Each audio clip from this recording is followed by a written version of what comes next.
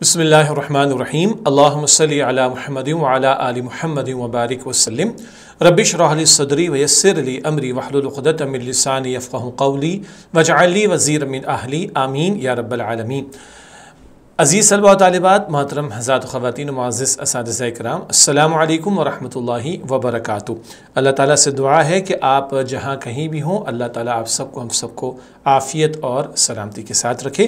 الحمدللہ مطالعہ قرآن حکیم کے حوالے سے چوتھے حصے کا مطالعہ ہم کر رہے ہیں، اور آج ہماری کلاس نمبر 47 اور سورہ عنکبوت کا مطالعہ جاری ہے۔ عنکبوت آپ کو یاد ہے مکڑی کو کہا جاتا ہے، لیکن تھوڑا انتظار کرنا ہوگا، سورت کے اختتام پر مکڑی کا ذکر بھی آ جائے گا انشاءاللہ۔ آج ہم مطالعہ کریں گے سورہ عنکبوت کی آیات 32 تا 45 کا، 32 سے 45، اور جو شائع شدہ کتاب ان فاؤنڈیشن کی اس کے صفحات ہیں 144، 146 اور 147۔ تو آئیے کلاس نمبر 47 کا آغاز کریں، اور ہمیشہ کی طرح سب سے پہلے مقاصد مطالعہ، لرننگ آؤٹ کم کیا ہوگی، جن باتوں کو ہم سمجھیں گے ان میں سے چند اہم نقطے مندرجہ ذیل باتیں معلوم ہو جائے۔ نمبر 1، حضرت ابراہیم علیہ السلام نے مہمان فرشتوں کے سامنے کس تعجب کا اظہار کیا؟ فرشتے آئے تھے نا، انسانی شکل میں آئے تھے، ایک تعجب کا انہوں نے اظہار کیا، اس پر بات ہوگی انشاءاللہ۔ نمبر 2، حضرت لوط علیہ السلام کی بیوی پر عذاب نازل ہونے کی وجہ کیا تھی؟ بہت بڑی بات ہے، ایک پیغمبر ہیں مگر بیوی ان کی دعوت قبول نہیں کر رہی اور برے لوگوں کا ساتھ دے رہی ہے، تو وہ بھی اللہ کے عذاب میں مبتلا ہوئی، کیوں؟ اس پر بھی بات ہوگی۔ نمبر 3، جنہوں نے اللہ سبحانہ و تعالیٰ کے سوا دوسروں کو مددگار بنا رکھا ہے، ان کی مثال کیسی ہے؟ یہ مثال آ جائے گی انشاءاللہ تعالیٰ ہمارے سامنے۔ نمبر 4، ظلم اور تشدد کے دور میں اللہ سبحانہ و تعالیٰ سے تعلق کیسے قائم رکھنا چاہیے؟ یہ مستقل موضوع ہے سورہ عنکبوت کا، 5 نبوی میں اس کا نزول ہے، آپ کو یاد ہوگا آغاز وحی کا 5واں برس۔ اس دور میں بڑی مشکلات اور بڑی مشقتیں ایمان والوں کو جھیلنا پڑ رہی تھیں، اس حوالے سے رہنمائی سورہ عنکبوت میں آئی ہے۔ نمبر 5، نماز قائم کرنے میں کیا حکمت ہے؟ نماز تو فرض ہے، اس کو تو ادا کرنا ہی ہے، مگر اس میں فوائد بھی ہیں، حکمتیں بھی ہیں، تھوڑی سی بات اس حوالے سے انشاءاللہ ہم سمجھیں گے۔ یہ تو مقاصد مطالعہ۔ اب آئیے آج جن آیات کا مطالعہ کر رہے ہیں ان کا ترجمہ آپ کے سامنے رکھتے ہیں۔ پہلے اعوذ باللہ من الشیطان الرجیم، بسم اللہ الرحمن الرحیم۔ قال، ابراہیم علیہ السلام نے فرمایا، ان فیہا لوطا، بے شک اس میں تو لوط علیہ السلام بھی ہیں۔ قالوا نحن اعلم، انہوں نے کہا ہم ان لوگوں کو خوب جانتے ہیں، بما فیہا، جو اس میں رہتے ہیں، لننجینہ واہلہ، ہم انہیں لوط علیہ السلام کو اور ان کے گھر والوں کو ضرور بچا لیں گے، الا امرأتہ، سوائے ان کی بیوی کے، کانت من الغابرین، وہ پیچھے عذاب میں رہ جانے والوں میں سے ہے۔ وَلَمَّا جَاءَتْ رُسُلُنَا لُوطًا، اور جب ہمارے فرشتے لوط علیہ السلام کے پاس آئے، سِیءَ بِہِم، تو وہ ان کی وجہ سے غم زدہ ہوئے، وَضَاقَ بِہِمْ ذَرْعًا، اور دل میں تنگی محسوس کی، وَقَالُوا لَا تَخَفْ، اور انہوں نے کہا نہ ڈریے، وَلَا تَحْزَنْ، اور نہ غم کیجئے، اِنَّا مُنَجُّوكَ وَأَهْلَكَ، بے شک ہم آپ کو اور آپ کے گھر والوں کو نجات دیں گے، إِلَّا امْرَأَتَكَ، سوائے آپ کی بیوی کے، كَانَتْ مِنَ الْغَابِرِينَ، وہ پیچھے عذاب میں رہ جانے والوں میں سے ہے۔ اگلی آیات سورہ عنکبوت آیات 34 تا 37، اِنَّا مُنزِلُونَ، بے شک ہم نازل کرنے والے ہیں، عَلَىٰ أَهْلِ هَذِهِ الْقَرْيَةِ، اس بستی والوں پر، رِجْزًا مِّنَ السَّمَاءِ، آسمان سے عذاب، بِمَا كَانُوا يَفْسُقُونَ، اس وجہ سے کہ وہ نافرمانی کرتے تھے۔ وَلَقَدْ تَرَكْنَا مِنْهَا آيَةً بَيِّنَةً، اور یقیناً ہم نے اس بستی سے ایک واضح نشانی چھوڑ دی ہے، لِقَوْمٍ يَعْقِلُونَ، ان لوگوں کے لیے جو عقل رکھتے ہیں۔ وَإِلَى مَدْيَنَ أَخَاهُمْ شُعَيْبًا، اور مدین کے لوگوں کی طرف ان کی برادری کے فرد شعیب علیہ السلام کو بھیجا۔ فَقَالَ يَا قَوْمِ اعْبُدُوا اللَّهَ، تو انہوں نے فرمایا اے میری قوم تم اللہ کی عبادت کرو، وَارْجُوا الْيَوْمَ الْآخِرَ، اور آخرت کے دن کی امید رکھو، وَلَا تَعْثَوْا فِي الْأَرْضِ مُفْسِدِينَ، اور تم زمین میں فساد مچاتے نہ پھرو۔ فَكَذَّبُوهُ، تو انہوں نے شعیب علیہ السلام کو جھٹلا دیا، فَأَخَذَتْهُمُ الرَّجْفَةُ، پھر انہیں زلزلے نے آ پکڑا، فَأَصْبَحُوا فِي دَارِهِمْ جَاثِمِينَ، تو وہ اپنے گھروں میں اوندھے منہ پڑے رہ گئے۔ اگلی آیات سورہ عنکبوت آیات 38 اور 39۔ وَعَادًا وَثَمُودَ، اور عاد اور ثمود کو بھی ہم نے ہلاک کر دیا۔ وَقَدْ تَبَيَّنَ لَكُم مِّن مَّسَاكِنِهِمْ، اور یقیناً یہ بات تمہیں ان کے گھروں کے کھنڈرات سے واضح ہو چکی ہے۔ وَزَيَّنَ لَهُمُ الشَّيْطَانُ أَعْمَالَهُمْ، اور شیطان نے ان کے اعمال کو ان کے لیے خوشنما بنا دیا۔ فَصَدَّهُمْ عَنِ السَّبِيلِ، اور انہیں سیدھے راستے سے روک دیا۔ وَكَانُوا مُسْتَبْصِرِينَ، حالانکہ وہ بہت سمجھدار لوگ تھے۔ وَقَارُونَ وَفِرْعَوْنَ وَحَامَانَ، اور قارون اور فرعون اور حامان کو بھی ہلاک کر دیا۔ وَلَقَدْ جَاءَهُمْ مُوسَى بِالْبَيِّنَاتِ، اور یقیناً موسیٰ علیہ السلام ان کے پاس واضح نشانیاں لے کر آئے۔ فَاسْتَكْبَرُوا فِي الْأَرْضِ، تو ان لوگوں نے زمین میں تکبر کیا۔ وَمَا كَانُوا سَابِقِينَ، اور وہ ہماری گرفت سے آگے نکلنے والے نہ تھے۔ اگلی آیات سورہ عنکبوت آیات 40 تا 42۔ فَكُلًّا أَخَذْنَا بِذَنبِهِ، تو ہم نے سب کو ان کے گناہ کی وجہ سے پکڑ لیا۔ فَمِنْهُمْ مَنْ أَرْسَلْنَا عَلَيْهِ حَاصِبًا، ان میں کچھ وہ تھے جن پر ہم نے پتھروں کی بارش برسائی۔ وَمِنْهُمْ مَنْ أَخَذَتْهُ الصَّيْحَةُ، اور کچھ وہ تھے جن کو چیخ نے آ پکڑا۔ وَمِنْهُمْ مَنْ خَسَفْنَا بِهِ الْأَرْضِ، اور کچھ وہ تھے جن کو ہم نے زمین میں دھنسا دیا۔ وَمِنْهُمْ مَنْ أَغْرَقْنَا، اور کچھ وہ تھے جن کو ہم نے غرق کر دیا۔ وَمَا كَانَ اللَّهُ لِيَظْلِمَهُمْ، اور اللہ کی شان نہ تھی کہ ان پر ظلم کرتا۔ وَلَكِنْ كَانُوا أَنفُسَهُمْ يَظْلِمُونَ، بلکہ وہ خود ہی اپنے اوپر ظلم کرتے تھے۔ مَثَلُ الَّذِينَ، ان لوگوں کی مثال، اتخذوا من دون اللہ اولیاء، جنہوں نے اللہ کے سوا دوسروں کو مددگار بنا رکھا ہے۔ ملا کر پڑھنے کی ترتیب، مثل الذین اتخذوا من دون اللہ اولیاء کمثل العنکبوت، مکڑی کی مثال جیسی ہے۔ اتخذت بیتا، اس نے گھر بنایا۔ وَإِنَّ أَوْهَنَ الْبُيُوتِ، اور سب گھروں سے کمزور گھر، لَبَيْتُ الْعَنْكَبُوتِ، یقیناً مکڑی کا گھر ہوتا ہے۔ لَوْ كَانُوا يَعْلَمُونَ، کاش یہ لوگ جانتے۔ إِنَّ اللَّهَ يَعْلَمُ، بے شک اللہ جانتا ہے، مَا يَدْعُونَ مِن دُونِهِ مِن شَيْءٍ، ان تمام چیزوں کو جنہیں وہ اس کے سوا پوجتے ہیں۔ وَهُوَ الْعَزِيزُ الْحَكِيمُ، اور وہی بہت غالب بڑی حکمت والا ہے۔ اگلی آیات سورہ عنکبوت آیات 43 تا 45۔ وَتِلْكَ الْأَمْثَالُ نَضْرِبُهَا لِلنَّاسِ، اور یہ مثالیں ہم لوگوں کے لیے بیان فرماتے ہیں۔ وَمَا يَعْقِلُهَا إِلَّا الْعَالِمُونَ، اور ان کو وہی سمجھتے ہیں جو علم رکھتے ہیں۔ خلق اللہ السماوات والارض بالحق، اللہ نے آسمانوں اور زمینوں کو حق کے ساتھ پیدا فرمایا۔ ان فی ذلک لآیۃ للمؤمنین، بے شک اس میں ایمان والوں کے لیے بڑی نشانی ہے۔ اتلو ما اوحی الیک من الکتاب، اے نبی صلی اللہ علیہ وآلہ وسلم اس کتاب کی تلاوت کیجئے جو آپ کی طرف وحی کی گئی ہے۔ واقم الصلاۃ، اور نماز قائم کیجئے۔ ان الصلاۃ تنہا، بے شک نماز روکتی ہے، عن الفحشاء والمنکر، بے حیائی اور برے کاموں سے۔ وَلَذِكْرُ اللَّهِ أَكْبَرُ، اور یقیناً اللہ کی یاد سب سے بڑی چیز ہے۔ وَاللَّهُ يَعْلَمُ مَا تَصْنَعُونَ، اور اللہ ان کاموں کو جانتا ہے جو تم کرتے ہو۔ بہت ساری آیات ہیں جن کا ترجمہ ہم نے آپ کے سامنے رکھا۔ اب آئیے ان آیات کی تشریح کی طرف چلتے ہیں۔ ویسے ایک بات عرض کر دیتا ہوں، اب یہ ماشاءاللہ قرآن حکیم کے مطالعے کے اعتبار سے متعلق قرآن حکیم کے نصاب کا چوتھا حصہ ہے، تو ماشاءاللہ ایک بڑا حصہ ہم قرآن پاک کا پڑھ چکے، اس لیے اب آیات کی تعداد بھی کچھ زیادہ ہو رہی ہے اور تھوڑا وقت بھی زیادہ لگ رہا ہے۔ اللہ تعالیٰ جو وقت لگ رہا ہے قرآن پاک کی سیکھنے سمجھنے کے لیے اس کو اپنی بارگاہ میں قبول فرمائے۔ اب آئیے ان آیات کی تشریح کی طرف چلتے۔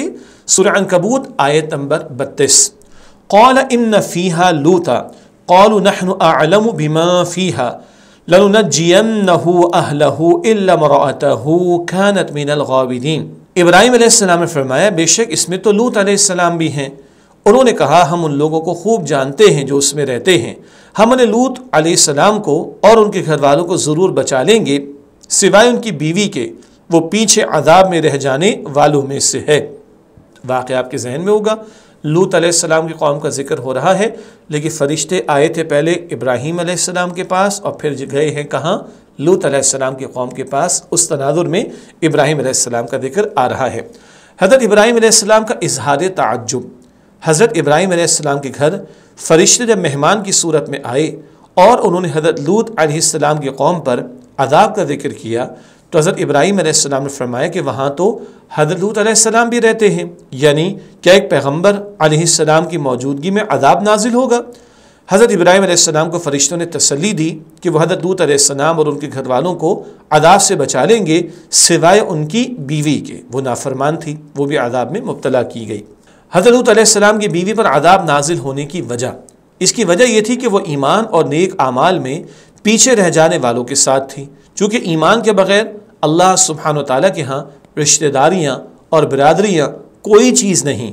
ہر شخص کے ساتھ اصل معاملہ اس کے اپنے ایمان و اخلاق کی بنیاد پر ہوتا ہے، اس لیے پیغمبر کی بیوی ہونا اس کے لیے کچھ بھی نافع نہ ہو سکا۔ نافع کا مطلب نفع پہنچانے والا، اور اس کا انجام اپنے شوہر کے ساتھ ہونے کے بجائے اپنی اس کافر قوم کے ساتھ ہوا جس کے ساتھ اس نے اپنا دین و اخلاق وابستہ کر رکھا تھا۔ ایمان اگر نہیں تو کچھ فائدہ نہیں۔ ایمان وہ رشتہ ہے، ایمان کا رشتہ وہ رشتہ ہے جو اصل رشتہ ہے اللہ تعالیٰ کی نگاہوں میں۔ یہ بات لوط علیہ السلام کے قصے میں بھی پہلے آ چکی ہے۔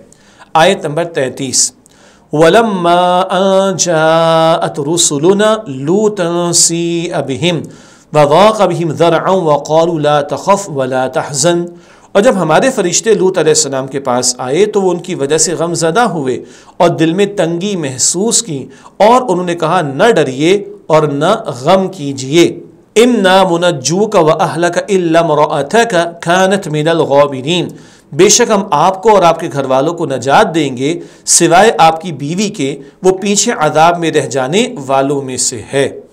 یہ آیت نمبر 33 کا ترجمہ تشریح کرتے ہیں۔ حضرت لوط علیہ السلام کی کیفیت، عذاب کے فرشتے جو کہ خوبصورت لڑکوں کی شکل میں تھے، انہیں دیکھ کر حضرت لوط علیہ السلام کو دکھ ہوا اور ان کا سینہ تنگ ہوا، کیونکہ وہ اپنی قوم کے جرائم سے واقف تھے اور انہیں یہ اندیشہ ہوا کہ ان کے مہمانوں کے ساتھ قوم برا سلوک کرے گی۔ قوم گندے برے کاموں میں مبتلا تھی اور اندیشہ تھا لوط علیہ السلام کو کہ یہ جو مہمان، جو فرشتے تو تھے اصلاً لیکن انسانی شکل میں تھے، ان کے ساتھ کوئی قوم برا معاملہ نہ کرے۔ فرشتوں کی حضرت لوط علیہ السلام کو تسلی، فرشتوں نے ان سے عرض کیا کہ آپ علیہ السلام نہ خوف کھائیے اور نہ غم کیجیے، کیونکہ ہم عذاب کے فرشتے ہیں اور ہم ضرور آپ علیہ السلام کو اور آپ علیہ السلام کے گھر والوں کو نجات دیں گے سوائے آپ علیہ السلام کی بیوی کے جو پیچھے رہ جانے والوں میں سے ہوگی۔ یہ تسلی فرشتوں نے دے دی لوط علیہ السلام کو۔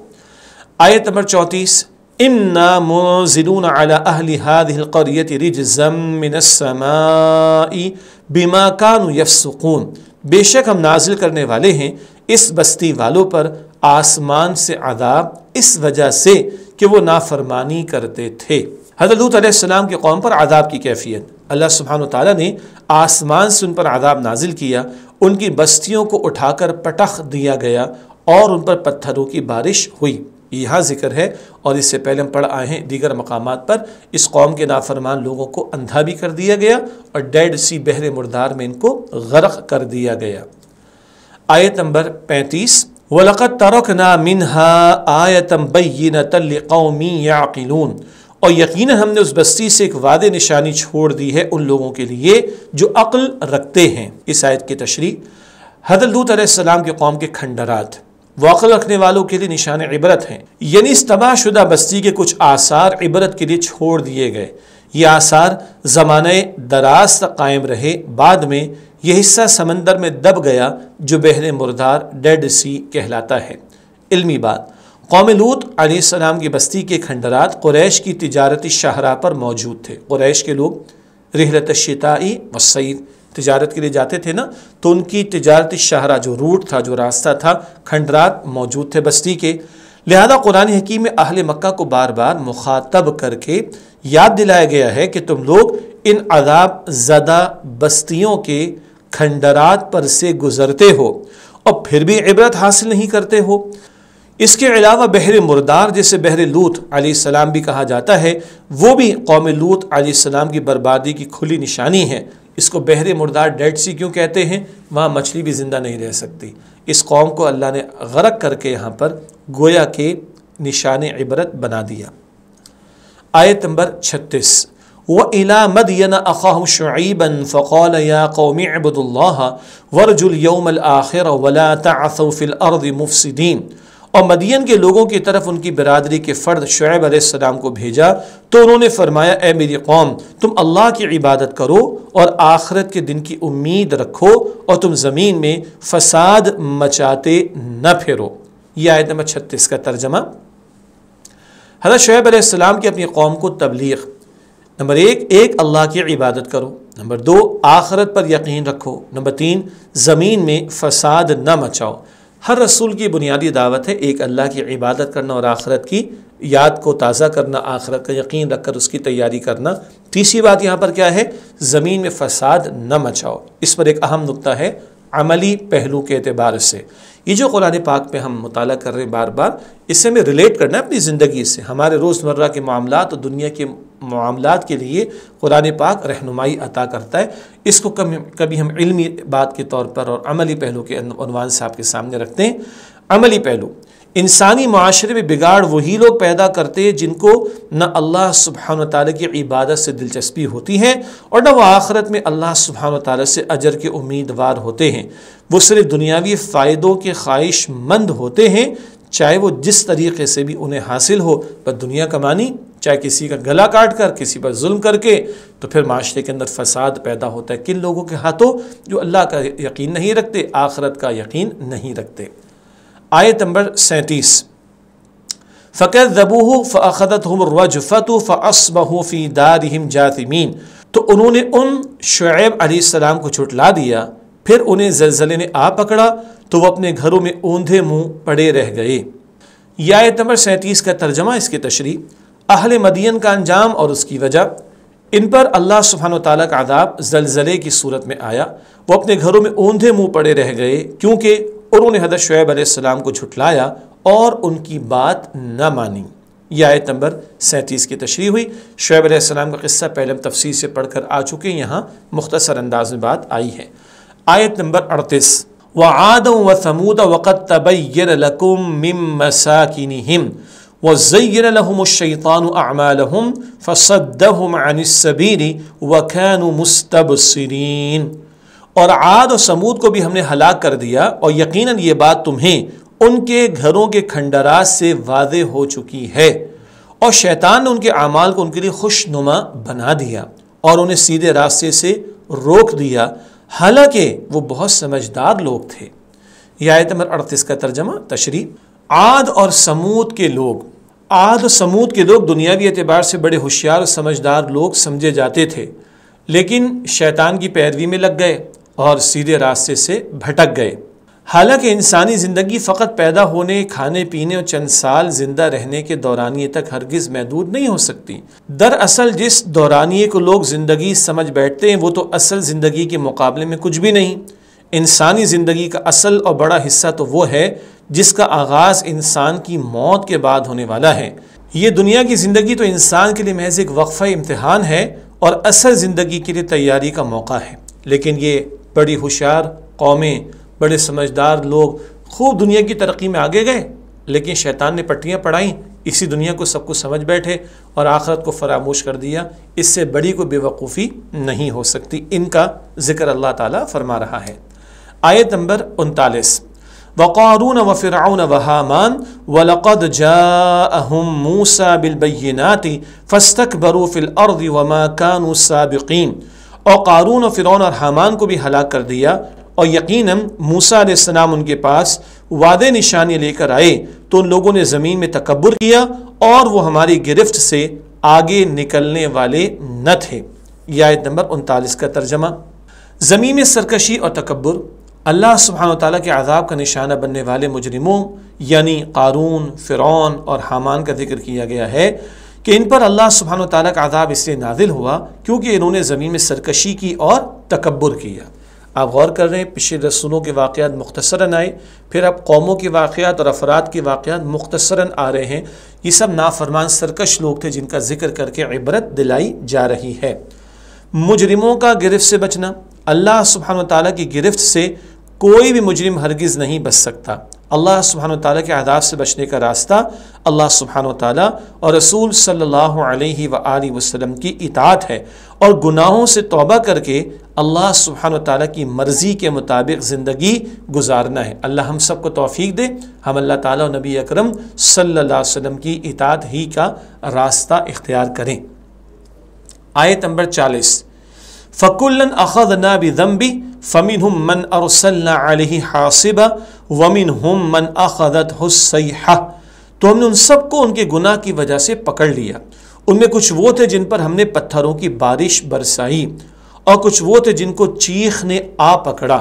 وَمِنْهُمْ مَنْ خَسَفْنَا بِهِ الْأَرْضَ وَمِنْهُمْ مَنْ أَغْرَقْنَا وَمَا كَانَ اللَّهُ لِيَظْلِمَهُمْ وَلَكِنْ كَانُوا أَنفُسَهُمْ يَظْلِمُونَ، اور کچھ وہ تھے جن کو ہم نے زمین میں دھسا دیا، اور کچھ وہ تھے جن کو ہم نے غرق کر دیا، اور اللہ کی شان نہ تھی کہ ان پر ظلم کرتا، بلکہ وہ خود ہی اپنے اوپر ظلم کرتے تھے۔ یہ آیت نمبر 40 کا ترجمہ مختلف عذابوں کا ذکر جو پچھلی اقوام پر آئے یہاں ایک ہی آیت میں کیا جا رہا ہے۔ مجرموں کی گرفت، اللہ سبحانہ وتعالی ہر مجرم کی اس کے جرم یعنی اس کے گناہوں کے سبب پکڑ کرتا ہے۔ اللہ سبحانہ وتعالی کی طرف سے پتھروں کی بارش قوم لوط علیہ السلام پر ہوئی۔ قوم سمود کو ایک چیخ نے آ پکڑا، زوردار آواز، چیخ۔ قارون پر اللہ سبحانہ وتعالی کا عذاب اس صورت میں آیا کہ اسے زمین میں دھسا دیا گیا، سورہ قصص میں ہم پڑھ چکے ہیں۔ اور اللہ سبحانہ وتعالی نے آل فرعون کو بحر احمر کے پانی میں غرق کیا، فرعون اور اس کے علاوہ لشکر کو غرق کیا گیا۔ اسی طرح اس کی ایک اور مثال حضرت نوح علیہ السلام کی قوم ہے، جن پر پانی کے طوفان یا سیلاب کا عذاب بھیجا گیا اور غرق کر دیا گیا، کیونکہ انہوں نے شرک، کفر اور نافرمانی کر کے اپنے اوپر ظلم کیا تھا۔ یہ پچھلی اقوام پر آنے والے عذابوں کا ذکر کیا گیا عبرت کے لیے۔ مشرکین مکہ جو حق کی مخالفت کر رہے تھے ان کو بھی عبرت دلائی جا رہی، اور قیامت تک کے ظالموں، جابروں اور سرکشوں کو اللہ تعالیٰ عبرت دلا رہا ہے۔ سورہ عنکبوت آیت نمبر 41، اب مکڑی کا ذکر آ رہا ہے۔ مثل الذین اتخذوا من دون اللہ اولیاء کمثل العنکبوت اتخذت بیتا وان اوہن البیوت لبیت العنکبوت لو کانوا یعلمون۔ ان لوگوں کی مثال جنہوں نے اللہ کے سوا دوسروں کو مددگار بنا رکھا ہے، مکڑی کی مثال جیسی ہے۔ اس نے گھر بنایا اور سب گھروں سے کمزور گھر یقیناً مکڑی کا گھر ہوتا ہے، کاش یہ لوگ جانتے۔ اس آیت کی تشریح کرتے ہیں۔ مشرکین کی مثال اس شخص کی ہے جس نے مکڑی کے جالے کو اپنا سہارا بنایا، اور ظاہر ہے کہ مکڑی کا جالا کسی کو سہارا نہیں دے سکتا، وہ تمام گھروں میں سب سے کمزور گھر ثابت ہوتا ہے۔ ذرا ہوا چلی ٹوٹ گیا، ذرا ٹچ کسی نے کیا ٹوٹ گیا۔ تو جیسے یہ مکڑی کا جالا یہ گھر کمزور ہے، ایک مشرک جو جھوٹے معبودوں کو پکارتا ہے اس کا سہارا بھی انتہائی کمزور ہے۔ عملی پہلو، جو شخص اللہ سبحانہ وتعالیٰ کو سہارا بناتا ہے تو وہ گویا ایسا مضبوط سہارا لیتا ہے جو کبھی اس سے ٹوٹنے والا نہیں، جبکہ اس کے مقابلے میں مشرکین اللہ سبحانہ وتعالیٰ کو چھوڑ کر جن بتوں اور جن مخلوقات کو اللہ سبحانہ وتعالیٰ کے ساتھ خدائی میں شریک کرتے ہیں، وہ مکڑی کے جالے سے بھی کمزور واقع ہوتے ہیں اور ان کے لیے ہرگز سہارا نہیں بنتے۔ تو اصل سہارا اللہ کا ہے، باقی جھوٹے معبودوں کو جو لوگ پکار رہے، مخلوق کو کوئی درجہ دے رہے خدا کا معاذ اللہ، یہ سارے سہارے جھوٹے ہیں، اصل مضبوط سہارا اللہ کا سہارا ہے۔ آیت نمبر 42، ان اللہ یعلم ما یدعون من دونہ من شیء وہو العزیز الحکیم۔ بے شک اللہ جانتا ہے ان تمام چیزوں کو جنہیں وہ اس کے سوا پوجتے ہیں، اور وہی بہت غالب بڑی حکمت والا ہے۔ مشرکین کو تنبیہ، اس آیت میں بیان ہوا ہے کہ اللہ سبحانہ وتعالیٰ جانتا ہے کہ یہ لوگ اللہ سبحانہ وتعالیٰ کے ساتھ کن کن چیزوں کو شریک کرتے ہیں، لیکن وہ اللہ سبحانہ وتعالیٰ زبردست ہے کہ فوراً سزا دے سکتا ہے، لیکن حکیم بھی ہے، یعنی دنیا میں فوراً سزا نہ دینا حکمت پر مبنی ہے۔ اللہ پورا اختیار رکھتا ہے، جب چاہے سزا دے دے، مگر وہ حکیم ہے، حکمت کے ساتھ فیصلہ فرماتا ہے۔ فوری سزا کیوں نہیں دے رہا؟ جو سنبھلنا چاہے وہ سنبھل جائے، توبہ کر لے، اللہ تعالیٰ معاف فرما دے گا۔ آیت نمبر 43 43 وَتِلْكَ الْأَمْثَالُ نَضْرِبُهَا لِلنَّاسِ وَمَا يَعْقِلُهَا إِلَّا الْعَالِمُونَ، اور یہ مثالیں ہم لوگوں کے لیے بیان فرماتے ہیں اور ان کو وہی سمجھتے ہیں جو علم رکھتے ہیں۔ اس آیت کی تشریح کرتے ہیں آپ کے سامنے۔ شرک کی کمزوری بیان کرنے کی وجہ، قرآن حکیم میں شرک کی کمزوری اور بودے پن کی مثالیں اس لیے بیان کی گئی ہیں تاکہ شرک کی حقیقت لوگوں پر واضح ہو جائے اور وہ شرک سے بچ سکے۔ بودا پن کسے کہتے ہیں؟ کمزور ہونا۔ تو یہ جھوٹے سہارے ہیں، یہ جھوٹے معبود ہیں، ان کو پکارنا کمزوری ہے۔ یہ جھوٹے سہاروں سے کیا ملے گا؟ اس بات کو اللہ بار بار واضح کرتا ہے تاکہ لوگ شرک سے بچنے کی کوشش کریں۔ مثالوں سے فائدہ اٹھانے والے ان مثالوں کا نفع و فائدہ اور ان کی حکمت کو علم والے سمجھتے ہیں، جیسا کہ اس مثال نے مشرک اور موحد کسے کہتے ہیں؟ آگے لکھا ہے، یعنی ایک اللہ سبحانہ و تعالیٰ کو ماننے والے کا حال خوب اچھی طرح ظاہر کر دیا اور فرق واضح فرما دیا۔ جو جھوٹے معبودوں کو پوج رہا ہے تو وہ مکڑی کے جالے کی طرح جھوٹے سہارے اختیار کر رہا ہے، اور جو ایک اللہ پر ایمان رکھ کر اس کی توحید پر کاربند رہتا ہے وہ مضبوط سہارے کو تھام لیتا ہے۔ سورہ عنکبوت کی آیت نمبر ہے 44 اور یہ 20ویں پارے کی آخری آیت بھی ہے۔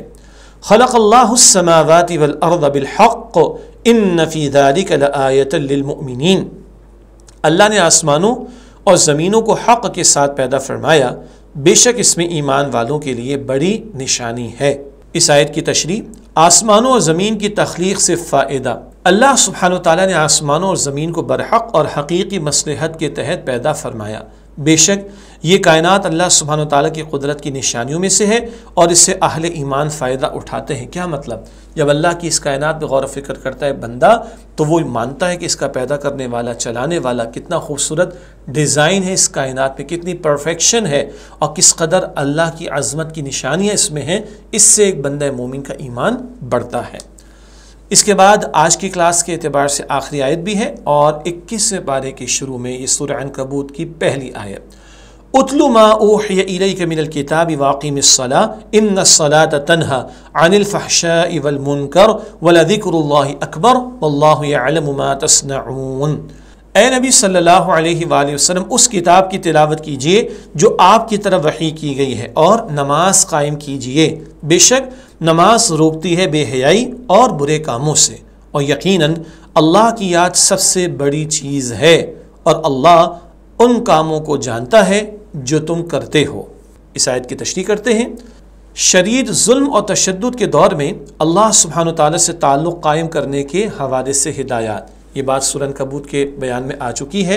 بہت ساری آیات یہ خاص پس منظر میں نازل ہوئی جب مشکلات کا دور تھا، سن 5 نبوی کی بات، اسی دور میں ہجرت حبشہ کا معاملہ ہوا۔ یہ باتیں پہلے بھی آئیں سورہ عنکبوت کے تعارف میں، اب اسی تسلسل میں یہ آیت کریمہ۔ شدید ظلم اور تشدد کے دور میں اللہ سبحانہ وتعالی سے تعلق قائم کرنے کے حوالے سے ہدایات، اہل ایمان کو شدید ظلم و تشدد کے دور میں اللہ سبحانہ وتعالی سے تعلق قائم کرنے کے حوالے سے مندرجہ ذیل امور سر انجام دینے کی ہدایت کی گئی ہے۔ نمبر 1، قرآن حکیم کی تلاوت کرنا، نمبر 2، نماز قائم کرنا، اور نمبر 3، اللہ سبحانہ وتعالی کا ذکر کرنا۔ بہت اہم ہدایات اس ایک آیت میں آ رہی ہیں اور یہ کئی آیات ہیں جو مشکلات کے دور کے لیے رہنمائی عطا کر رہی ہیں۔ عملی پہلو، ہمیں قرآن حکیم کی تلاوت اپنے معمول میں رکھنی چاہیے، بالخصوص شدید مخالفت اور تشدد کے دور میں ہمیں قرآن حکیم کی کثرت کے ساتھ سمجھ کر تلاوت کرنی چاہیے۔ کیوں؟ کیا حکمت ہے اس میں؟ آئیے جانیں۔ قرآن حکیم ایسے لوگوں کا ذکر فرماتا ہے جو اللہ سبحانہ وتعالی پر ایمان لائے، رسول صلی اللہ علیہ وسلم پر ایمان لائے اور نیک اعمال پر ڈٹ گئے، تو قرآن حکیم انہیں تسلی دیتا ہے کہ بالآخر یہ ظلم و ستم ختم ہو کر رہے گا اور اللہ سبحانہ وتعالی انہیں کامیاب فرما کر رہے گا۔ پچھلے اہل ایمان کے واقعات کو پڑھ کر ہمارا ایمان بڑھتا ہے، ہمیں تسلی ملتی ہے، رہنمائی ملتی ہے، استقامت ملتی ہے۔ اگلی بات نماز کے تعلق سے ہے۔ اسی طرح نماز کا قائم کرنا یہ اللہ سبحانہ وتعالی سے تعلق قائم کرنے کا ذریعہ ہے۔ پھر ہر وقت اللہ سبحانہ تعالیٰ کا ذکر کرتے رہنا، یہ بھی اللہ سبحانہ تعالیٰ سے تعلق کا ایک بہت بڑا ذریعہ اور عبادات کی روح ہے۔ ہمیں ان تمام باتوں کا اہتمام کرنا چاہیے۔ قرآن پاک پڑھیں گے، پچھلے پیغمبروں کے واقعات اور اہل ایمان کے واقعات بھی سامنے آئیں گے۔ نماز کا اہتمام کریں گے، اللہ سے تعلق مضبوط ہوگا۔